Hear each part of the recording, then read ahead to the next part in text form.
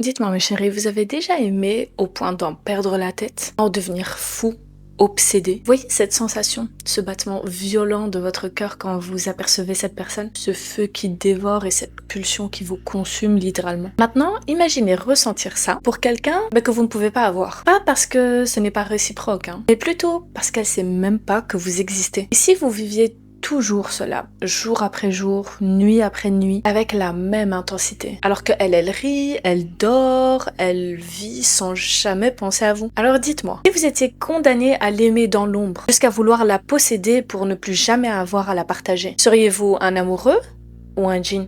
Mes chéris, comment allez-vous? On arrive bientôt à la meilleure période de l'année, celle où on sort les petites bougies à la cannelle, où on déguste nos délicieux pumpkin spice latte. Oui, je suis ce genre de personne, je pense à Zoa, non? Bref, octobre c'est vraiment le meilleur mois de l'année et je suis pas du tout ouverte au débat. Mais bref, normalement avec l'intro que je vous ai concoctée ici, vous devez probablement avoir l'eau à la bouche. À juste titre d'ailleurs, parce qu'aujourd'hui on va parler d'un sujet des plus croustillants qui soit, les djinns amoureux. Bon oui, on entend souvent parler d'eux, mais qui sont-ils vraiment? Quelle est leur histoire? Et surtout, qu'est-ce qui peut bien faire pour qu'un djinn dans une vie puisse tomber littéralement amoureux d'une personne, et ça jusqu'à même détruire sa vie entière? Alors mes chéris, je vous conseille de vous installer bien confortablement, parce que là on va rentrer dans un truc de fou malade. Je vous propose un bon petit thé bien chaud, un bon petit truc à grignoter, et dès que c'est fait, on passe au générique.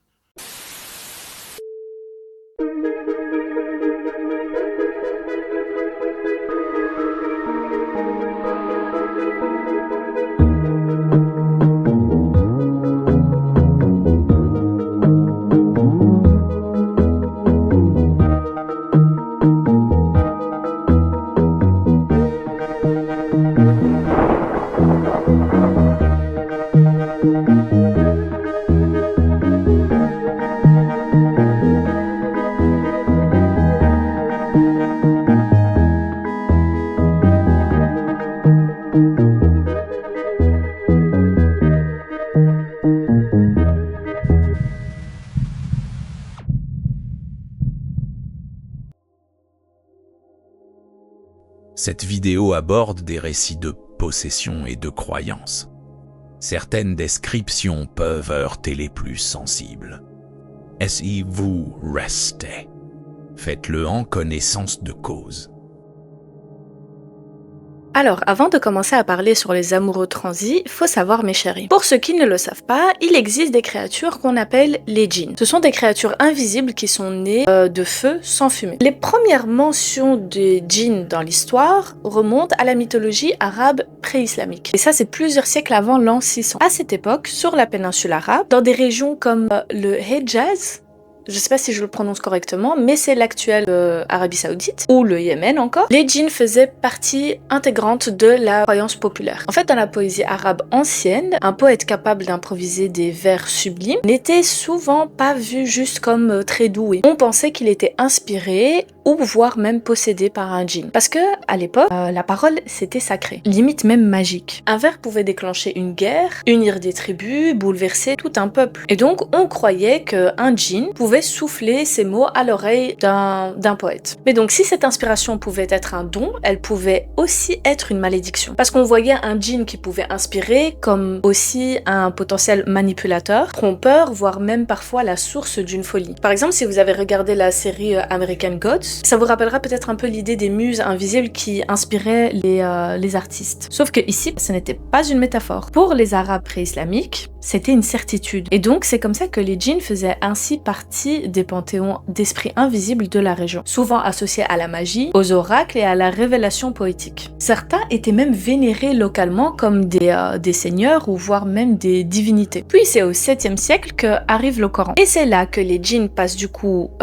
du folklore à une véritable cosmologie religieuse. Il y a une sourate entière, c'est la sourate 72 Al-Jinn, qui leur est consacrée. On y lit le récit d'un groupe de djinns qui, apparemment, après avoir entendu les récitations du prophète Mohammed, paix à son âme, accepte son message. En dehors de la sourate 72, il y a encore pas mal d'autres sourates qui peuvent les mentionner. Et c'est de cette manière donc que les djinns deviennent une partie intégrante de l'imaginaire islamique. Une troisième catégorie d'êtres vivants. Ce sont ni des anges, ni des démons. Comme nous, ils sont libres de choisir. Certains sont croyants, d'autres non. Certains vivent paisiblement dans leur société et d'autres choisissent la rébellion et alors deviennent les shayatin. Ce sont les démons guidés par Iblis, le djinn le plus célèbre, celui qui a refusé de se prosterner devant Adam. Mais donc les djinns, on dit qu'ils habitent les ruines, les déserts, les points d'eau, les cimetières, enfin surtout des endroits qui sont très reculés de la population, voire totalement abandonnés. Et comme le Coran le dit lui-même, même si nous on peut pas les voir, eux ils nous voient. Mais parmi toutes ces histoires à leur sujet, il y en a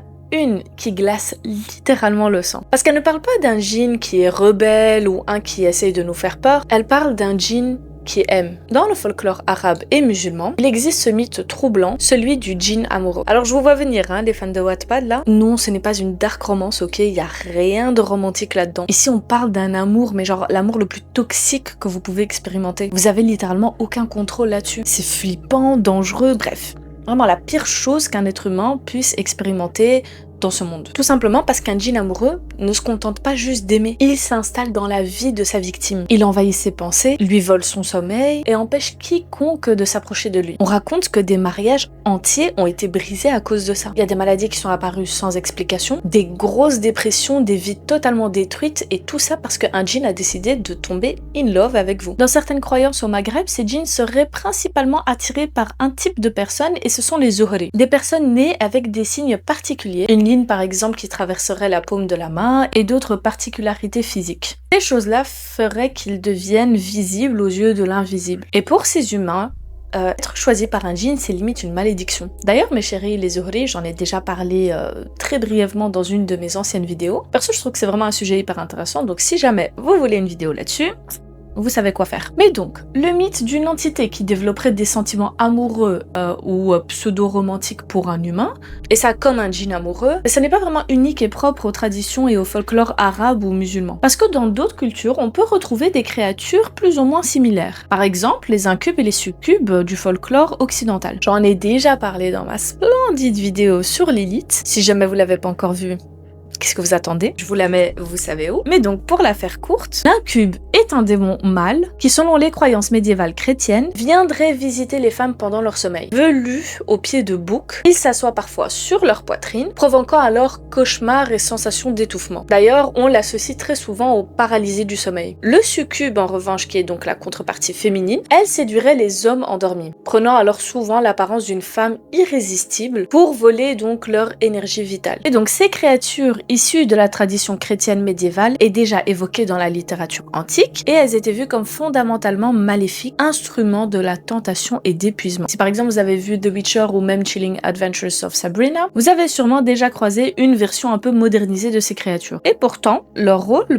ressemble étrangement à celui des djinns amoureux. Parce que les incubes et les succubes, tout comme le djinn, apparaissent la nuit, durant le sommeil, au moment du coup où on est le plus vulnérable. Ils manipulent les rêves, la sexualité, le désir, enfin bref. Ils provoquent aussi des cauchemars, des paralysies nocturnes et parfois même des possessions. La différence, c'est que dans le christianisme, comme je l'ai dit un peu plus tôt, ils sont toujours perçus comme démoniaques, les serviteurs du diable. Alors que dans la tradition islamique, un djinn amoureux, c'est une créature dotée d'un libre arbitre. Il n'est pas forcément maléfique, mais c'est juste que son amour est tellement toxique que ça en devient quasiment à chaque fois dangereux. En revanche, mes chéris, il y a une nuance très importante que j'aimerais poser ici. Dans certains cas, ce n'est pas forcément un coup de foudre qui peut vous unir à un djinn amoureux. Dans de nombreuses traditions populaires, on parle de sihr al-ashiq. C'est la sorcellerie du djinn amoureux. En gros, un sorcier, un chaman ou une personne mal intentionnée peut invoquer un djinn et l'envoyer volontairement sur sa victime. Le rituel consiste très souvent à utiliser une photo, un vêtement ou même simplement juste le nom de la personne afin de pouvoir attirer un esprit et pouvoir l'attacher à elle. Et résultat, la victime se retrouve du coup attachée à un démon qui développe au final des sentiments pour elle. Et donc cet attachement obsessionnel va finir par bloquer toute relation possible avec cette personne. Ça va détruire ses mariages, ça va provoquer jalousie et isolement. Et le plus flippant, c'est que parfois le djinn qui a du coup à la base été invoqué finit par refuser d'obéir à la personne qui l'a ramené parce qu'elle tombe réellement amoureuse de la personne et finit donc par agir pour son propre propre compte, rendant donc le sort totalement incontrôlable. De nombreux récits de Ruqya parlent de personnes qui ont découvert un talisman, une photo enterrée, un objet suspect, juste avant que les phénomènes de possession ne commencent. Pour les croyants, ce n'est pas un hasard, ce serait la preuve que tout a commencé par un travail de sorcellerie. Alors oui, on va dire que chaque culture a ses propres symboles, ses propres mots, mais partout l'idée est la même. Un être invisible qui choisit un humain et qui transforme par la suite cet amour en prison. Et le plus terrifiant, c'est que dans ces cas-là, ce n'est jamais vous qui décidez. C'est toujours lui. Mais comment savoir si on est la proie d'un djinn amoureux? Voyons voir ça ensemble. Maintenant qu'on sait qui ils sont, voyons un peu comment reconnaître si vous êtes la cible d'un djinn amoureux ou pas. Avant ça, mes chéris, je vais mettre un très gros avertissement, je vous préviens. J'insiste fort, parce que c'est pas parce que vous êtes somnambule, ou que vous avez eu genre 2 cauchemars un petit peu chelous, ou que votre ex vous ghost, que ça veut forcément dire que vous êtes possédé par un djinn amoureux. Non mais parce que je vous vois déjà arriver en DM, c'est absolument pas ça. Il faut toujours essayer de rester rationnel au maximum, et surtout écarter toutes les explications psychologiques, médicales, etc. Et maintenant qu'on a dit ça, plongeons ensemble dans l'inventaire des signes. Donc comme d'hab, c'est toujours la nuit que ça commence. Sinon, c'est pas drôle. Des cauchemars répétés avec des symboles très étranges. Des serpents, des chiens, des chats noirs, silhouettes sombres sans visage, bref, du grand classique. Si vous avez vu genre The Conjuring ou Insidious ou bref, tout ce genre de films de paranormal, vous voyez un peu le genre. Il y a aussi les rêves à caractère érotique. Bon là, on pourrait se dire qu'il n'y a rien de fou, mais ici on parle des fois de sensations si réelles que la personne est persuadée qu'elle a vraiment vécu un rapport, alors que il y avait personne avec elle. Et parfois, le rêve peut commencer à se mêler à la réalité. Et là, on dépasse clairement le stade de juste petite sensation. La personne peut se retrouver paralysée dans son lit, incapable de bouger ou de crier, avec cette sensation glaçante qu'on est en train de l'observer. Il arrive même parfois que des silhouettes sombres commencent à apparaître dans des coins dans les chambres, et ça en nous fixant bien droit dans les yeux. Ça se termine parfois avec des cris, des pleurs, des rires nerveux ou du somnambulisme. Je pense que beaucoup d'entre nous ont déjà eu la joie de pouvoir vivre cette expérience. Perso, j'ai eu ça, je crois, une seule fois dans ma vie, et clairement, je crois que c'est vraiment la chose la plus flippante que j'ai pu expérimenter en 27 ans de vie sur cette terre. C'est loin d'être plaisant. Mais revenons au djinn, si vous voulez bien. Parce que le plus flippant, c'est que ça ne s'arrête pas que au sommeil. Des fois, les manifestations peuvent même venir à l'état d'éveil. Les djinns amoureux se manifesteraient par des maux de tête chroniques, des douleurs étranges, ou même des sensations de brûlure quand par exemple une personne est en train de réciter le Coran. C'est d'ailleurs un des tests faits pendant une séance de Ruqya. Si la personne se crispe, tremble, commence à crier ou commence même à parler avec une autre voix, c'est très mauvais signe. Mais en dehors de ça, le comportement de manière générale dans la vie quotidienne change aussi. Désintérêt pour la vie intime, isolement social, rejet de pratiques religieuses, des pensées obsessionnelles, de la jalousie irrationnelle, changement radical d'ailleurs de personnalité. Une personne qui par exemple est un vrai petit rayon de soleil peut devenir totalement pessimiste, déprimée, bref, big dépression quoi. D'ailleurs pour les fans d'anime, si je vous dis JJK, je pense que vous avez peut-être déjà fait le lien avec une scène en particulier. Voyez le fléau qui hante la jeune fille. D'ailleurs, Geto, un des personnages principaux du dessin animé, cite littéralement tout ce que je viens de dire avant d'exorciser la jeune fille justement. Ensuite, il y a les marques. Littéralement, on peut retrouver des bleus, des griffures, des fois des morsures, souvent la nuit, souvent au réveil. Comme si quelque chose vous avait tenu ou pincé dans votre sommeil. On croirait un détail de film d'horreur, mais des récits reviennent constamment avec les mêmes témoignages, notamment dans les fameux dossiers de Ruqya. Dans le monde musulman, des imams et des laqis rapportent des cas étranges où des personnes apparemment saines se mettent soudain à parler d'une voix qui n'est pas la leur dès qu'on récite certains versets du Coran. Et ce détail, mes chéris, ça ne se limite pas que aux récits orientaux. Dans plein de cas, il y a ce détail-là en particulier qui revient. Si vous connaissez par exemple l'histoire d'Annelise Michel, c'est l'un des cas de possession les plus célèbres d'Allemagne qui vient des années 70, vous devez sûrement voir de quoi je parle. Elle aussi d'ailleurs enregistrée par des prêtres, passait de la voix d'une jeune femme à des timbres très gutturaux, très inhumains, parfois même plusieurs voix superposées. C'est un phénomène très glaçant d'ailleurs qui revient très souvent quand on parle des djinns amoureux. Ce qui est intéressant chez le cas d'Annelise Michel,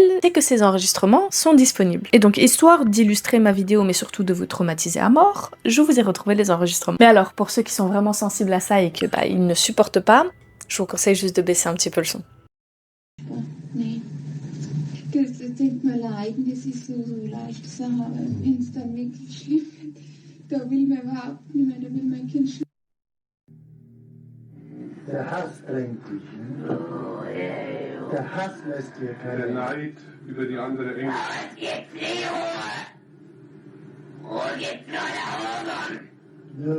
Ruhe gibt's nur dort, wo die Liebe ist. Nur Hass. Und wo nur Hass ist, da gibt's keine Ruhe. Und für uns gibt's nie Ruhe. Nie.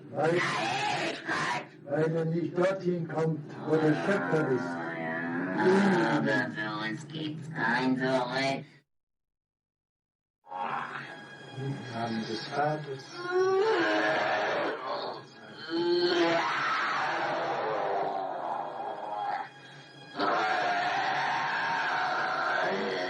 Und jetzt bin ich verdammt.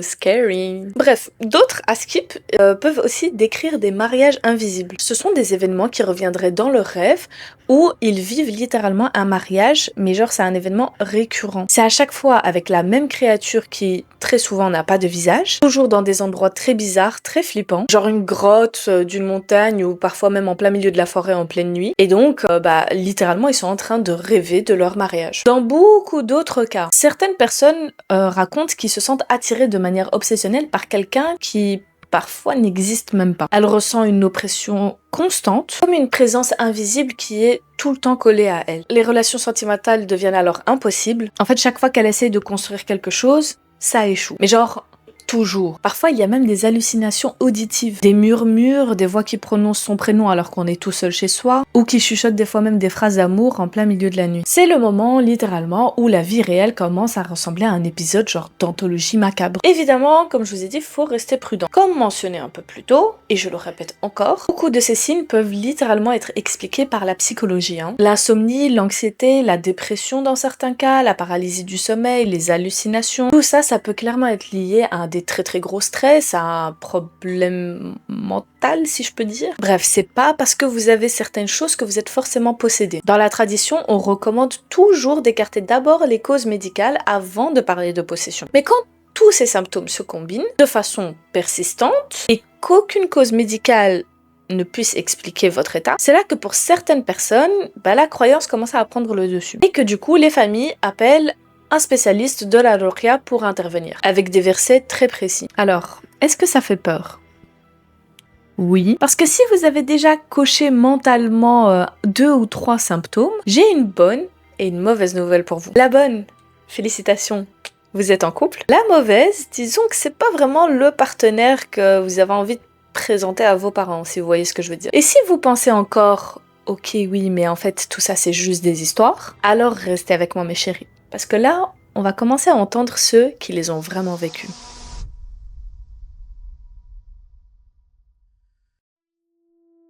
You said, I have to ask you this, you're telling me out of time that you've slept with a ghost. I have to ask you, have you slept with a ghost? I did go to the Bone Zone with a ghost.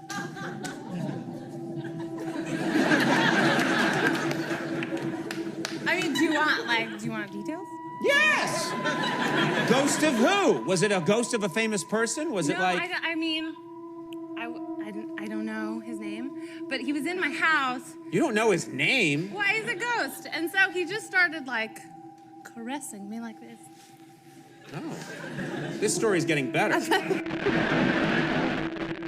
Partout dans le monde, il y a des personnes qui affirment avoir déjà vécu des rapports intimes avec un être invisible. Et ça, mes chéris, ça dépasse largement les témoignages mystérieux qu'on peut retrouver sur des blogs un peu douteux, vous voyez. Prenez par exemple Kesha. En 2012, dans l'émission Conan animée par Conan O'Brien, la chanteuse a raconté avec humour qu'elle avait eu une expérience intime avec un fantôme. Elle en a d'ailleurs reparlé encore un peu plus tard dans sa série Conjuring Kesha et dans le podcast Conan O'Brien Needs a Friend en 2025. Elle explique alors que ce genre de phénomène paranormal, ça l'a toujours fascinée. Mais elle n'est pas la seule. En fait, c'est dingue le nombre de célébrités qui ont raconté genre les mêmes choses. L'actrice Lucy Liu, par exemple, elle déclarait déjà en 1999 à US Weekly qu'un esprit était descendu de Dieu ne sait où pour faire hamhumage avec elle avant de flotter au loin. La star Anna Nicole Smith racontait à FHM en 2004 qu'un fantôme remontait le long de sa jambe dans son appartement au Texas. Au début, elle pensait que c'était son petit ami, jusqu'à ce qu'elle se rende compte que pas du tout, non. La panique, évidemment, mais comme les visites devenaient récurrentes et que, je cite, c'était plutôt plaisant, elle a fini par accepter cette présence en mode ok. Le chanteur Bobby Brown raconte lui aussi dans son autobiographie qu'une femme fantôme était descendue du plafond pour avoir des rapports avec lui alors qu'il était parfaitement éveillé. L'actrice Natasha Blassic aussi, c'est celle qu'on avait vue dans Paranormal Activity 2. Elle a dit avoir eu plusieurs expériences intimes avec une entité invisible, jusqu'au point d'ailleurs d'inquiéter son mari. Ce que je comprends d'ailleurs totalement, c'est hyper inquiétant. Et je comprends même pas comment ça se fait qu'elle est pas inquiète. Enfin bref. Coco Austin, la compagne d'Ice-T, elle aussi, elle disait qu'un fantôme pervers lui soulevait sa nuisette et des fois en plein jour il lui soufflait des choses dans l'oreille. Donc bon, l'opinion publique il est un petit peu partagé parce que oui, par exemple des rapports avec une entité invisible, ça correspond quand même assez bien aux descriptions qu'on a des djinns amoureux. Sauf que dans les cas de possession liée aux djinns, les gens, comment dire, ils s'en sortent pas si bien que ça. Alors que là, on parle quand même de célébrités qui, disons, ont l'air de plutôt bien vivre tout ça. Ils sont riches, puissants et vraiment, tout leur réussit dans la vie. Parfois même un peu trop, si vous voyez ce que je veux dire. Et c'est là qu'une autre théorie émerge. Comment dire ? Est-ce que ces rapports que ces stars disent avoir vécu, est-ce qu'ils étaient vraiment imposés, comme dans les cas d'un djinn amoureux, ou est-ce qu'au fond, ils étaient voulus et consentants? Parce que tous ces stars-là qui décrivent leurs expériences, ils disent quand même que c'était agréable, sensuel, presque spirituel, et que limite, ils en redemandaient. Donc, est-ce qu'on parle d'un djinn ou bien plutôt d'une forme de pacte? Parce que je pense que vous le savez déjà, mais les pactes démoniaques dans le monde du showbiz, c'est assez connu. Et donc, si ces rapports que ces stars disent avoir vécu n'étaient pas des possessions, mais plutôt des transactions avec you know who. Mes chéris, disons que on tient peut-être le sujet d'une autre vidéo. Mais donc revenons à nos histoires. Parce que toutes ces anecdotes de stars là, aussi intéressantes et croustillantes soient-elles, ce sont que la partie visible de l'iceberg. Les chatons, là on va passer en mode trait d'horreur. Parce que pour la suite, j'ai réussi à vous regrouper quelques petits témoignages, bien troublants, et ça rien que pour votre plaisir. Alors l'histoire numéro 1 nous vient de Reddit. Malheureusement, l'endroit et l'année n'y sont pas mentionnés. Mais donc, il y avait dans un petit village reculé une jeune fille que tout le monde connaissait. Chaque jour, on la voyait assise près d'un grand arbre, à lui parler comme s'il lui répondait. Elle riait, pleurait, murmurait, et ça parfois durant toute la journée. Ses parents, hyper inquiets, essayaient de l'attacher ou de l'enfermer dans la maison, mais alors ses yeux changeaient et gonflaient et des fois même devenaient tout rouges comme si tous ses vaisseaux sanguins allaient exploser. Elle criait qu'il ne comprenait rien, que son mari l'attendait sous l'arbre et que s'il la perdait, il mourrait. Parfois, elle se mettait à gratter le sable au pied de l'arbre pour s'en recouvrir le visage et même les cheveux. Et surtout, elle répétait toujours la même histoire, encore et encore, comme une cassette bloquée. La famille finit par appeler un baba, un homme réputé pour sentir la présence des esprits invisibles, et après l'avoir observé, il a simplement dit « Elle porte l'ombre d'un djinn amoureux ». Il a tenté de l'aider, récitant le Coran, l'obligeant à rester constamment en état de purification, mais rien n'a changé. C'est lors d'un matin horrible que son corps a été retrouvé pendu au même arbre qu'elle appelait son mari. Alors, était-ce vraiment un djinn, ou peut-être plutôt une maladie que personne ne comprenait? Ça, je ne saurais vous dire. Et vous, mes chéris, vous en pensez quoi? Maintenant, on va passer à la deuxième histoire. Et je vous préviens, elle est longue, mais waouh, comment elle est flippante. Celle-ci, elle nous vient d'une abonnée. À partir de aujourd'hui et maintenant, j'ouvre officiellement cette porte. Si vous avez une histoire glauque, et ça, je vous dis vraiment, peu importe le type, vous pouvez maintenant me l'envoyer par email que je vous mets ici et en description. Comme je vous ai dit, ça peut vraiment être genre de tout type. Et donc, cette dame, elle m'a contactée via TikTok pour me raconter ce qu'un ami à elle avait vécu. Tout a commencé en 2014. Mustapha avait 19 ans. Sa famille venait de quitter l'Europe pour retourner vivre au Maroc après le décès brutal d'un proche. Ce drame avait bouleversé leurs plans et tous voulaient retrouver leurs racines. Mustapha, lui, avait décidé de s'installer dans un code étudiant pour être plus proche de l'université. Sa famille n'était donc pas toujours à ses côtés, même si sa mère venait régulièrement lui rendre visite. Au début, tout va bien. Mustapha s'intègre plutôt vite. La fac, un groupe d'amis, un petit boulot comme barista le soir, bref. Une vie normale. Jusqu'au jour où une autre famille s'installe dans le quartier. La mère de cette famille remarque Mustapha et décide qu'il doit épouser sa fille. Elle en parle à la mère de Mustapha, qui elle du coup en parle à Mustapha, mais lui, il refuse. Il avait déjà une fille qui comptait pour lui dans son groupe d'amis. La femme n'accepte pas du tout ce refus.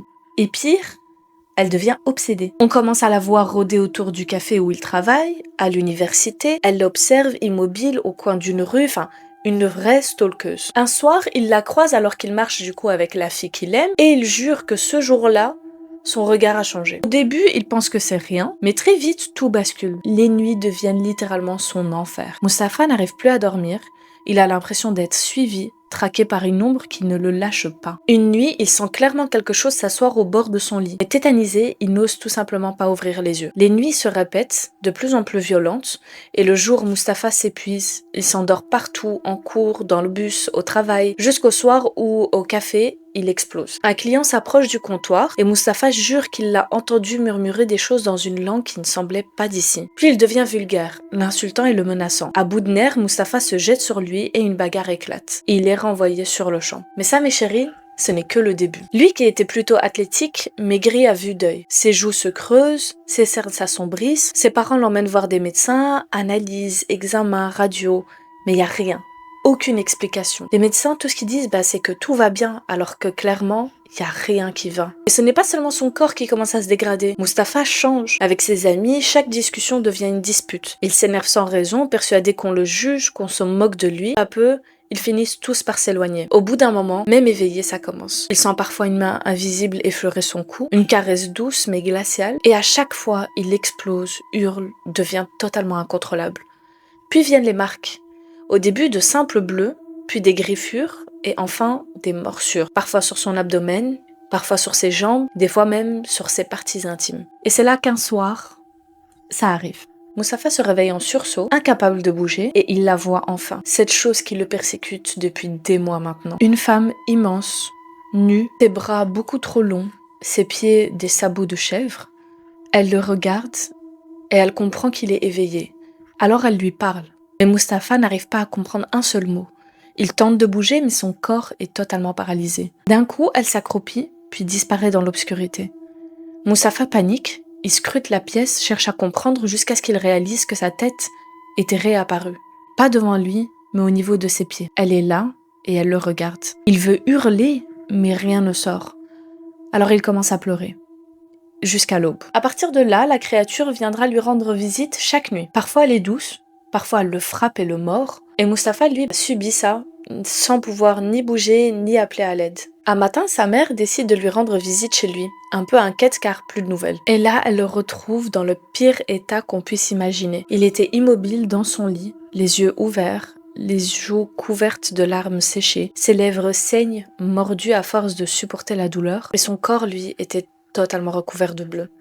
De là, elle décide de son retour à la maison familiale et elle commence à mener son enquête. Elle interroge les voisins et certains lui disent que la femme qui s'était intéressée à Mustapha allait régulièrement voir des sorciers. D'autres jurent l'avoir même vu enterrer des choses la nuit près d'un puits abandonné. La mère de Mustapha, qui jusque-là n'avait jamais cru à ces histoires, commence à comprendre que ce qui ronge son fils dépasse tout ce que la médecine peut expliquer. Alors désespérée, elle va voir la police. Faut savoir, mes chéris, qu'au Maroc, les cas de sorcellerie sont très pris au sérieux par les autorités. Mais là, selon elle, c'était un peu trop pris au sérieux. En fait, c'était pour une raison bien précise. La description de cette femme correspondait à une personne bien recherchée. Une femme qui viendrait du nord du Maroc, qui serait liée à des affaires de sorcellerie, d'enlèvement, de séquestration et même d'homicide. La police ouvre alors un dossier, mais bon, on connaît, on va être terriblement frustrés, vous et moi, parce que rien n'avance.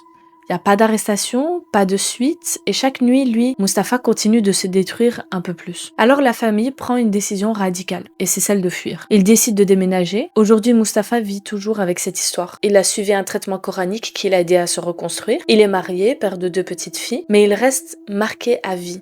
Littéralement. Car son corps, les cicatrices des morsures sont toujours là. Et parfois, seul dans sa chambre, quand il se regarde dans le miroir, il a l'impression d'entendre de nouveau son prénom, chuchoter doucement. Comme si cette démone n'était jamais vraiment partie. Franchement, Je suis partagée entre tristesse et effroi. La God, c'est quoi cette chose? Ce qui est frustrant, c'est qu'au final, on sait pas. Est-ce que cette femme, c'était bien la personne qui était recherchée, qui venait du coup du Nord? Est-ce que c'est vraiment elle qui lui a fait de la sorcellerie ou pas? Est-ce que c'était vraiment, du coup, un djinn amoureux? Enfin, on sait pas. Tout ce que j'espère, c'est que Mustapha va beaucoup mieux. J'espère qu'il arrive à vivre et bon, apparemment, il a quand même réussi à refaire sa vie, mais bon, on est de tout cœur avec toi, Mustapha. Et on va peut-être passer à la prochaine histoire et on va peut-être aussi faire un truc un peu plus léger, hein, parce que sinon on va juste pas dormir cette nuit. Celle-ci, elle est plus courte, par contre, et elle est un peu particulière, je vous avoue. Cette fois, elle ne vient pas d'une abonnée, mais elle vient d'un témoignage que j'ai retrouvé sur Reddit. Il y a maintenant 1 an, une jeune femme y raconte que depuis plusieurs mois, son compagnon est tourmenté, selon ses dires, par un djinn amoureux. Et il y a un détail troublant dans ce récit, c'est que ce djinn porterait le même prénom qu'elle, lorsque elle était bébé. Hira, un prénom qu'on lui avait donné à la naissance, puis changé plus tard. Elle explique que l'influence de ce djinn a transformé leur vie. Au début, elle pensait à des simples cauchemars, mais son compagnon lui a confié qu'il pouvait ressentir sa présence. La nuit, il sent ses caresses, elle s'allonge sur lui, l'enlace, et parfois, il se réveille avec la certitude d'avoir eu un rapport complet,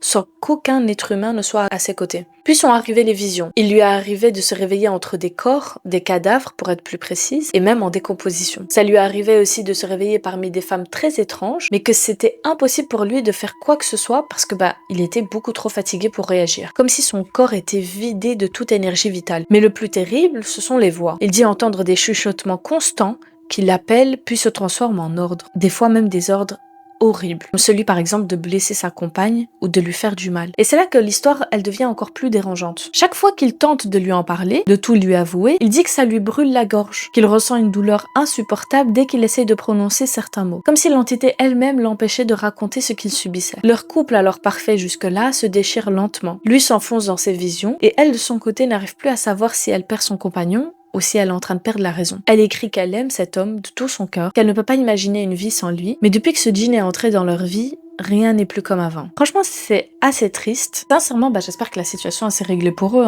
Mais ce qui rend l'histoire si troublante, c'est qu'elle ouvre une autre perspective. Parce que, peut-être je suis la seule à le penser, peut-être pas, je sais pas. Là, est-ce que c'est réellement une entité invisible qui s'est attachée à lui? Ou est-ce que là, on parle d'un cas bien humain qui se livre, je pense, à la pire chose qui soit, la manipulation? Et chérie, si parfois le djinn amoureux n'était pas vraiment la cause, mais plutôt l'alibi. Si je vous disais que dans certaines histoires, ce n'est pas vraiment l'humain la victime, mais plutôt le djinn lui-même. Je vous le demande à vous, mes chatons. Selon vous, qui tourmente qui? Les djinns ou bien l'humain?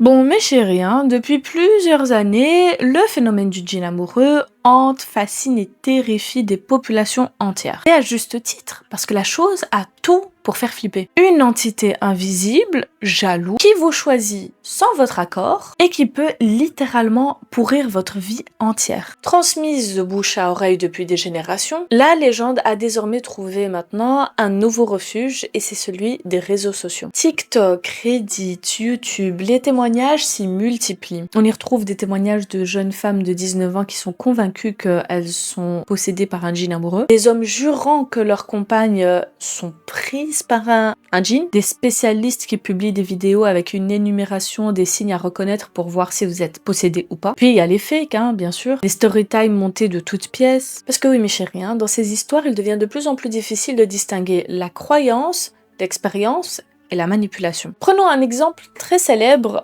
souvent reprise par la presse arabe. Une jeune femme égyptienne affirme à son mari que chaque nuit, elle avait la visite d'une entité invisible pour lui faire, vous savez quoi. Elle justifie en fait ainsi son désintérêt pour la vie intime. Le mari, lui, qui est désemparé, lui demande de consigner chaque visite dans un carnet, mais il y a que quelques mois plus tard, elle accouche. Furieux, l'homme lui refuse d'enregistrer cet enfant à son nom parce qu'il est persuadé que c'est le gosse d'un djinn. L'affaire finit devant un moufti. Lui, il tranche, il n'existe aucune preuve qu'un djinn puisse vraiment engendrer un enfant, et il pense que le mari souffre probablement de problèmes mentaux. Je trouve ça quand même fou, mais bon...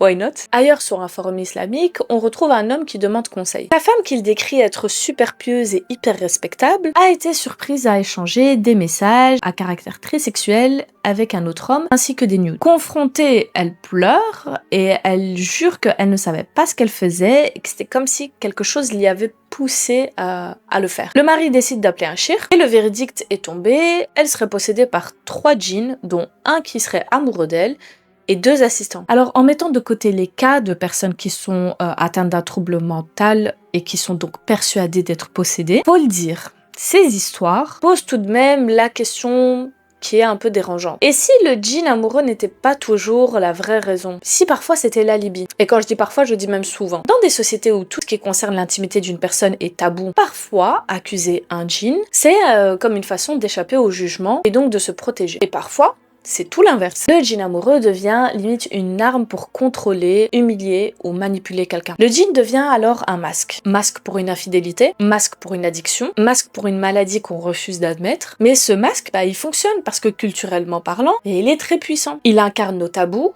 nos peurs et ce besoin viscéral de donner un visage au malheur. Pour Dune, par exemple, l'ombre, chose d'ailleurs que j'aborde quasiment à chaque fois dans mes vidéos maintenant, l'ombre serait donc la part refoulée de nous-mêmes, chose qu'on n'assume pas vraiment et que donc collectivement on finit par leur donner un visage, une forme monstrueuse dans les rêves et dans les mythes. Et donc dans certaines cultures, ce qu'on appelle un djinn amoureux pourrait être lu comme l'irruption de cette ombre-là. Un désir, une pulsion, un conflit intérieur qui, faute d'être assumé, se personnifie en une entité invisible et incontrôlable. Et attention, je ne généralise absolument pas. Je crois personnellement profondément à l'existence du monde invisible. Et je pense vraiment que des interactions entre notre monde et celui de l'invisible peuvent être possibles. Donc je ne minimise clairement pas la souffrance des personnes qui s'y sont vraiment victimes de ce genre de choses. Mais disons qu'un djinn amoureux qui pousserait une femme à nuder dans le dos de son mari, j'ai un peu du mal à y croire, quoi. Parce que logiquement, si on a bien suivi la vidéo, et que moi j'ai tout bien compris, un djinn amoureux, il est plutôt censé vous vouloir pour lui tout seul. Il est censé briser son mariage pour la garder pour elle, et pas être là en train de la pousser à nuder avec un autre homme, right? À moins que peut-être les assistants ont mal compris les consignes et qu'ils ont foutu le zbeul, je sais pas. Après, qui suis-je, j'ai envie de dire. Mais en fait, c'est justement là qu'on touche le cœur du sujet. Parce que là, ce n'est plus vraiment un être invisible qui choisit un humain. C'est celle des humains qui choisissent littéralement un être invisible. Et dans le seul et unique but de se justifier. Une justification mystique à des comportements destructeurs et bien humains. Quand on trompe, on dit... ce n'est pas moi, c'est le djinn. Quand on se comporte mal, on dit non, mais c'est le genoun qui l'a détourné du droit chemin. Quand on maltraite la personne qui nous aime de tout notre cœur, on dit non, mais en fait c'est le genoun qui me l'a ordonné. Parce qu'au fond, c'est beaucoup plus facile que d'affronter la vérité. Admettre qu'on souffre ou qu'on se ment ou qu'on prend limite plaisir à détruire les personnes qu'on aime, et alors ce serait aussi admettre qu'on est littéralement monstrueux, c'est bien plus effrayant qu'un démon. Mais j'en ai pas encore parlé. Il n'y a pas que des mauvaises personnes qui utilisent les djinns amoureux. Parce que des fois, ce djinn-là peut être une forme d'échappatoire. Histoire de ne pas juste être là en train d'accuser, de juger tout le monde. On va dire que des fois, on peut le lire comme un refuge psychique pour ceux qui n'en ont pas d'autres. Une jeune fille, par exemple, forcée dans un mariage et qu'elle est donc obligée de subir une vie intime avec une personne exécrable. Un homme isolé dans une société où parler de ses sentiments, c'est genre... non. Dans ces cas-là, je peux totalement comprendre que le djinn devient limite une projection d'un amour, d'un désir ou l'envie de liberté. Dans le vocabulaire psychanalytique, si j'ai bien compris, on parlerait de formation substitutive, mot très compliqué. L'esprit humain crée du coup une figure qui permet d'exprimer symboliquement ce qu'il est impossible de dire ou de vivre dans sa réalité. Le djinn amoureux, alors, devient le visage acceptable du désir interdit ou d'une détresse qu'on ne peut pas nommer. Alors, est-ce que les djinns amoureux existent vraiment? Ou est-ce que, encore une fois, ce ne serait pas juste un miroir de nos frustrations? Peut-être un peu des deux. Et vous, mes chéris, quand vous entendez toutes ces histoires, vous pensez que c'est l'humain qui est possédé ou bien que c'est lui qui possède toutes ces histoires? Vous savez, mes chéris, mais plus j'avance en fait dans mes vidéos, plus je me dis qu'en fait, les vrais monstres, c'est peut-être pas ceux qu'on invoque, Mais donc, mes chéris, qu'est-ce que vous en pensez? Est-ce que les djinns amoureux existent-ils vraiment? Ou est-ce que c'est plutôt juste nous, en fait, qu'on aime bien inventer des trucs? Alors, moi, je vous laisse mettre tout ça en commentaire. J'ai vraiment hâte de lire toutes vos théories. J'espère en tout cas que vous avez appris des nouvelles choses si jamais vous ne connaissez pas ces fameuses histoires. Et sinon, j'espère que vous avez quand même aimé la vidéo. Je répète, si jamais vous aussi, vous avez vos petites histoires un peu flippantes, n'hésitez pas à me les envoyer par mail. De nouveau, je vous la mets ici et en description. Vous aussi, vous avez aimé du coup plonger avec moi dans cette petite analyse un peu dérangeante, un peu psychologique, un peu flippante. Faut liker les amis, faut liker la vidéo. Faut vous abonner aussi. mettre la petite clochette, comme ça vous ratez pas mes petites vidéos mensuelles. Et à ce qui paraît, ça vous protège aussi des créatures nocturnes. Après ça se dit, hein, moi j'en sais rien.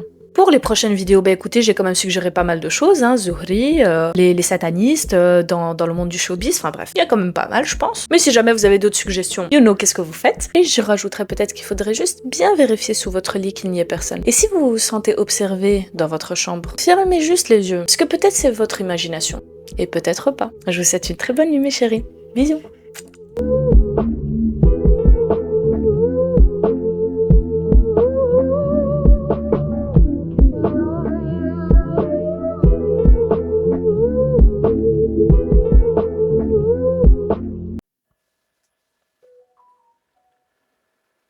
Oh, ça enregistre.